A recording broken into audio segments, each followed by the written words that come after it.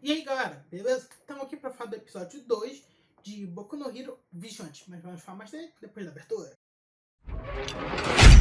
Nerd Clover. Bem galera, vamos falar logo deste episódio. Ele se inicia da onde o último parou, que seria da briga do Aizawa com o nosso Batman pobre. Eu não consigo falar o nome do cara, então a partir de hoje eu vou chamar ele só de Batman pobre. Põe mal aí quem é fã do cara.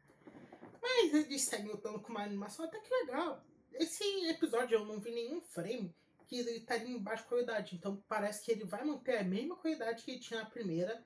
Acho que até na segunda temporada de Boku no Hero. O que é bem legal eles fazerem isso, porque, bem, nós sabemos que esse estúdio fez com Boku no Hero na temporada seguinte, não é mesmo? Então, o Aizawa tenta usar o seu eraser, seu apagar, mas ele vê que não funciona.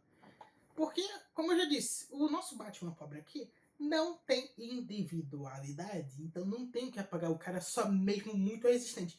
Mesmo que em vários momentos pareça que esse cara tem individualidade. Porque do que ele cai, o que ele soca pra dar dano, parece que ele tem uma individualidade mesmo, só... sei lá... Porque eu tô reclamando, eu acho que de quadrinhos americanos, humanos, mesmo sendo humanos normais, são bem poderosos. Enquanto isso, a Pop e o nosso Koichi, que bem, ele não é um novo nome de herói daqui pra frente, só vamos esperar. Perseguem o cara dos bonecos, que realmente ele era suspeito que a Pop reconheceu ele. Ela foi olhar umas fotos e ele estava sempre lá naquele local.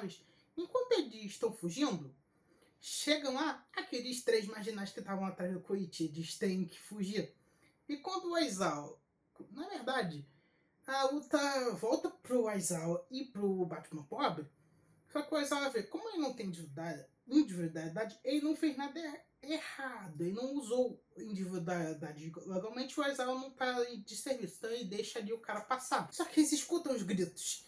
Enquanto o Koichi está fugindo, o outro cara tá sendo perseguido pela Pop.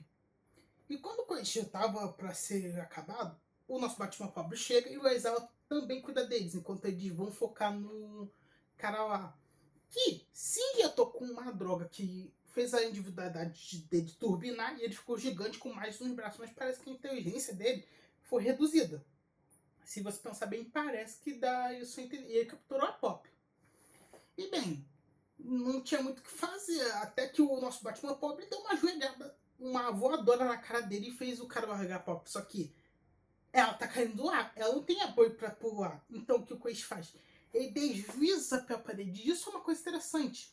Porque assim, a gente sabia que ele podia deslizar, mas agora a gente tem a informação que ele pode deslizar por qualquer superfície. Ele deslizou pela parede, então ele poderia deslizar pelo teto? Que é bem interessante. Mostra pelo menos que a individualidade dele é até que bem versátil. E, olha, ele diz que não poderia se tornar um herói com essa individualidade, mas eu acho que ele poderia. Porque como ele pode se deslocar por vários lugares, ele seria bom para infiltração e ainda, se ele aprendesse um estilo marcial de luta, aprendesse a lutar, ele não ia precisar da individualidade dele tanto. Cara, basicamente o Aizawa é uma pessoa comum. Se a gente ignora a individualidade dele, que não funciona em pessoas do tipo mutante, o Aizawa é uma pessoa normal e luta puramente com o físico. Então o Koichi, sim, poderia se tornar um herói profissional legalizado. O que é interessante, ele só não tem essa confiança toda, mas ele poderia, porque a especialidade dele, como eu disse, seria perfeita para infiltrações, para ajudar em se infiltrar o resgate, como ele já fez nesse episódio. Então o Aizawa, depois de ter lidado com aqueles três patetas, só manda o olhão no cara gigante e deixa todo mundo ali. Só que interessante que identifica que o nosso Batman pobre tem um desvio de caráter. Isso pode fazer ele ser meio instável, né? Nas ações dele, de como ele vai agir ou não. O que é problemático. E eu acabei de esquecer aqui sobre o que aconteceu com a Pop, não foi mesmo? Bem, só resumindo, o Koichi conseguiu dar apoio para ela, para ela conseguir usar a individualidade dela, saltar e se salvar. Os dois estão de boa. E voltando nesse assunto de caráter, ele pode ser bem instável tanto para aliados quanto inimigos. Então, vamos ver para onde isso vai. Eu não acho que ele vai, em algum momento, não tá me parecendo por agora, que ele vai ter alguma DR com Koichi Pop pelo primeiro momento, mas não. Então, depois de tudo feito, temos um novo dia, e agora o Koichi tá indo ajudar com o Logan o Ciclope. Literal, o autor fez uma referência a tanto o Wolverine quanto o Ciclope dos X-Men e eu gostei disso. E lá ele tá com uma nova, não uma armadura, mas uma nova roupa por baixo do traje dele de All Might que permite que ele acelere sem ter o risco de se machucar protegendo as mãos e os pés. Que deve ser uma roupa de motoqueiro, pelo que a Alejandra falou.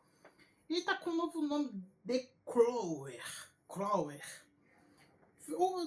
Quando o pessoal falava, tava esforço mesmo. Então, eu vou ficar trocando. Mas antes que eles pudessem realmente fazer algo, tem um ataque de vilão. O Koichi salva um bebê que tava ali e eles trabalham junto. O Koichi e o Knuckle Duster. E eu consegui falar o nome dele. Eu acho que é esse, Knuckle Duster. Vou ficar variando entre Batman Pobre e Knuckle Duster. Eu acho que é isso. O Batman Pobre e o Quit conseguem derrubar o cara que tem uma individualidade de endurecimento. Parece adequado do que ele chama, mas turbinada com essa droga. E é interessante que ele diz, olha, para você manter o seu endurecimento, você precisa se concentrar. E quando você não se concentra, ele amolece e aí você fica vulnerável. E ele já tinha mostrado uma fraquezante que é, cara, você é muito pesado, tu não tem muita mobilidade. Então, os caras simplesmente esmurram o cara de porrada. O que foi legal. E o jeito de apresentar os novos heróis da cidade. Gostei disso.